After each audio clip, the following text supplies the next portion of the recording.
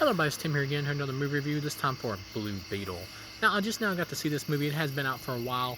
It was originally going to be like an HBO Max original film, and then of course there is no HBO Max now. I think they just call it Max now, but it's good. It ended up getting released in theaters, or had a little bit more money pumped into it because I thought it was theater worthy. And Batgirl was also another movie that was made for HBO Max, but they didn't release that in theaters because, according to the guy who was in charge at the time, I believe David Zaslav, said that he didn't think it was worthy of theaters, so we're never going to get to see that one apparently. It was pretty much finished as well.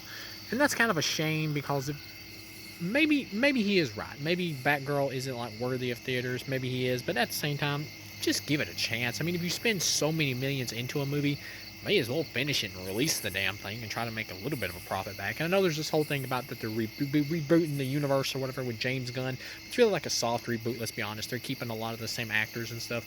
So really, you could have still just released Batgirl. Honestly, you didn't even need to change the ending of the Flash movie. When the original ending of the Flash had Michael Keaton show up with Supergirl and everything, and they were still alive, and they were in the new universe created by the Flash, and Man of Steel, Henry Cavill's Man of Steel was there, and everybody else was there, Wonder Woman was there. She just left that ending. We would have been a much happier ending, and it wouldn't have messed with anything, because you're rebooting anyways, so who cares? That's what I'm saying, who cares?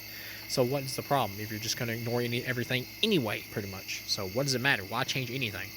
But yeah, and we got Aquaman 2 coming up pretty soon, which is going to be the last movie in the original Snyderverse DCEU.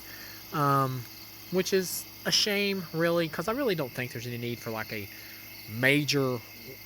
Honestly, before they announced the reboot, I didn't think there was any need for like a strict reboot. Really, you could have just done like a soft reboot, not like they're doing now with James Gunn, where they're getting rid of the majority of people and just keeping a he or she here or there. Like you could have just done a soft reboot and just done a course correction, just brought back the same actors, and like this universe could have been saved if they would have done this earlier on, like right after Justice League, and just did like a more softer course correction. But instead, no, they just did everything wrong and just made random movies here and there. And that's not saying those movies were bad, but there's been no trajectory for the DCEU. I mean, whether you like it or don't like it, and I do like the DCEU. I've enjoyed most of their films to different levels. There's only been like one or two maybe that I absolutely did not like, which was maybe Wonder Woman 84. I wasn't a fan of that one. That one was just kind of meh, passable, not very good. And then I think there was like one other one, but I can't remember. But yeah, I wasn't a big fan of those. Shazam 2 I thought was decent. Black Adam I thought was good, average, rotten rock movie. If you like The Rock, you'll like the movie pretty much. What I thought about that. Blue Beetle, I'll go ahead and save it. I'll go ahead and say it. I would give it a 4 out of 4. I thought this was a great, fun superhero origin movie. It's not a perfect movie. It does hit some of the same beats, and for the first like act of the movie, I was like, well, this is kind of dragging. When are we going to get to the Beetle? When are we going to get to the Beetle? I've seen all this type of stuff before, but the actors were still doing a good job. George Lopez was funny here. Like when the Jaime character, played by the dude from Cobra Kai, who is a good actor, and he does a great job here. He gets the Beetle like in this burger case or whatever from McDonald's or something. But he gets it because this chick who works at the company that Susan Sarandon runs, and she's like the niece of Susan Sarandon. Susan Sarandon wants to use the Beetle to basically make military tech. And so she gets it to try to like run off with it to stop her from doing so, because she doesn't want to be involved in that kind of stuff, doesn't want the company to be involved with it. She gives it to the Jaime character to take off and to hide, and of course she tells him not to open it. Of course he does, and his family messes around with it and they act real stupid with it, and this kind of aggravated me because they're just like throwing it around. It's like this weird sci-fi looking tech, and they have no idea what it is, and then he grabs it and it latches onto him. Kind of a pretty horrific scene though, where it like causes his face to start like having black stuff all over it and everything. Like stuff comes out of his back, latches him to the ceiling, and then he transforms into the Beetle and flies off. We do get a rote kind of scene here. Like I said, for the first act, it is kind of rote, where he's like, it's showing his powers and everything, him learning his powers. It is kind of rote, but what really makes this movie work is the family unit. George Lopez and the rest of the actors who play the family, like the sister and the father and everybody, they all do a good job, and they all have charm in the roles. And the Nana, the grandma, whatever, she's fun. Especially at the end when she suits up, because she used to be like a revolutionary. She suits up at the end to help rescue Jaime. The whole family does, and she's like blasting bad guys away. It's pretty fun. Susan Sarandon as the villain here, who wants to like use the Scarab to make like the Scarab is basically an alien tech that landed on Earth, and she wants to use it to make advanced weaponry or whatever that she can sell and profit off of. She's a pretty flat villain, just kind of like one of those stock villains you would see. Kind of similar to the first Iron Man movie with somebody like Ironmonger, played by Jeff Bridges. Just really stock villain and kind of flat as a villain. And the other dude who like gets more to do, who's like her enforcer or whatever, you find out towards the end of the movie that he was actually like a child soldier or whatever. He was like taken as a child and corrupted and forced into this lifestyle after his mom was killed. and he gets more to do. He is okay. He's not great, but he has some good fight scenes with the Blue Beetle, and overall, he is okay. Like, the actor does a good job in his character. In terms of his character, though, he's okay.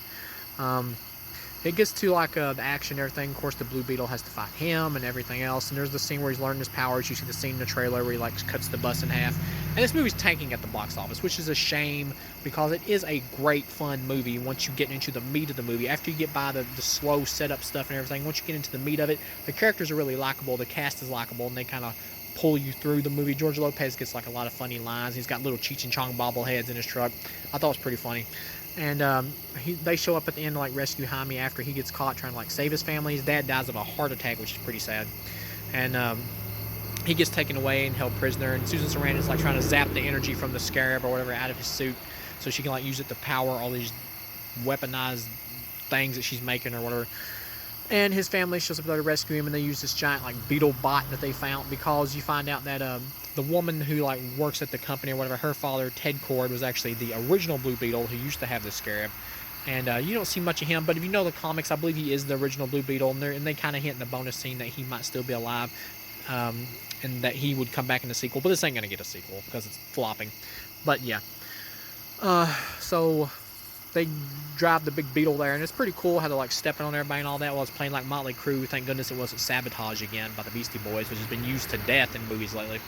But yeah, they're taking everybody out left and right. They go in there, rescue him. He gets free, and he's becoming like symbiotic with the scarab or whatever, where it's eventually going to get like 100% into him, where they'll be 100% one being, and they can work together. And he figures out how to use the weaponry perfectly by the end, and he flies off at the end and starts like destroying kicking the bad guy's ass. The second in command dude, the enforcer guy I was telling you about, who used to be he was pretty much taken as a child soldier. But he starts kicking his ass at the end because he sees him like blast towards George Lopez, and he thinks he's dead, and so his father's already been killed, and so he blames this guy for it, of course, because his father wouldn't have died of a heart attack, none of this stuff would have happened. So he's in a fight with him, and he gets ready to kill him, and of course throughout the movie he's like saying stuff like, "No, I don't want to kill people," and all that, and so their suit reminds him like, "No, we shouldn't do that." Because that's not who we are or whatever. But it does kind of come a little bit out of nowhere here. Like, why did the suit turn over this leaf? Because it had no problem with killing people. I guess because it's 100% symbiotic with him at this point. So that explains why he wouldn't want to do it, because it knows what he wouldn't want to do. So yeah, he doesn't kill the dude at the end of it, and then that's when the suit's like, "I read his mind" or whatever. And that's when you see the flashbacks to his past and how he was a child, his mother was killed and everything. And then that's when he like turns on Susan Sarandon. He's like, for the greater good, and he drags Susan Sarandon off, and like, bug in my face, sorry. I like to do these reviews like outside in the middle of the night because it's cooler, because it's been really hot. But he drags her away, and he's like, for the greater good. He blows himself up, takes Susan Sarandon with him. Susan Sarandon is a pretty flat villain, like I said, but he's okay. The enforcer dude, the muscle dude, he's okay. He blows himself up, takes Susan Sarandon with him. The movie ends with their house like having been destroyed, and they're gonna like rebuild it. Basically, the chick who like was the niece of Susan Sarandon is going to help him rebuild it because she's now in charge of the company. And she walks over and she's talking to the Jaime character, the dude from Cobra Kai, and they kiss and everything. He's like, "Can I give you a lift, back to work or whatever, back to your place?" And she's like, "Yeah." And then you get the idea he's going to like fly her there as Blue Beetle or whatever. So it's kind of sweet, kind of romantic type ending. You do get a scene earlier in the film though that I really like after his father was dead, and they're like zapping the power from the scarab, trying to zap it from it, where they got him like holed up in this machine. And he like goes into like this, he pretty much flatlines and goes into like the afterlife and sees his dad and makes peace with him and stuff, and the fact that he's gone and everything. And his dad reminds him that he has to fulfill his destiny, because his dad goes with the idea that everything has a purpose. And he's like, my purpose was to make sure you live up to your purpose, basically, and that's to be the Blue Beetle, the superhero. And so he becomes the Blue Beetle, finally fully embracing it right there. And that's when he gets out of the machine. He comes back to life, basically. He's rejuvenated, and he starts taking everybody out left and right. And that's when you get to the end of the movie, like I was talking about earlier, where he fights the main bad guy and almost kills him. But yeah, overall, rote movie for the first 2 acts, but once it gets into the Beetle, the charm of the actors and everything really makes this work and makes it fun. This reminds me of like a Spider-Man type character, or an Ant-Man type character almost, like in terms of the MCU. And this does feel like an MCU movie in the sense that the bad guys and stuff are kind of underwritten, and they focus more on the family and on the heroes. It reminds me more of the structure of an MCU movie. But this was a great fun movie, a 4 out of 4, great fun superhero movie. It doesn't break any new ground, but at the same time, you don't really have to. Like, you can do the same old thing as long as you do it in a fun, entertaining way, and this does that. So yeah, overall, 4 out of 4, great fun movie. I would recommend it. if you are a fan of superhero movies. If you're not so much a fan of superhero movies, you probably won't care for this because you'll just see it as another superhero movie that's just kind of another origin story again. That doesn't have anything amazingly new about it. And at the same time, even me as a fan of this one, I did feel that in parts of the movie because it does kind of feel like Iron Man and other stuff because of the Blue Beetle armor and everything.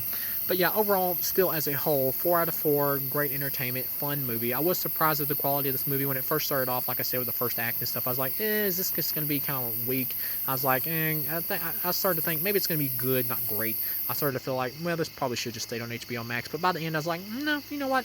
The actors are likable enough and they kind of carry it. They have enjoyable charisma, and overall, it's a great, fun movie. So yeah, I really enjoyed Blue Beetle. I didn't love it, but I did really like it. So thank you guys for watching, and I will see you again.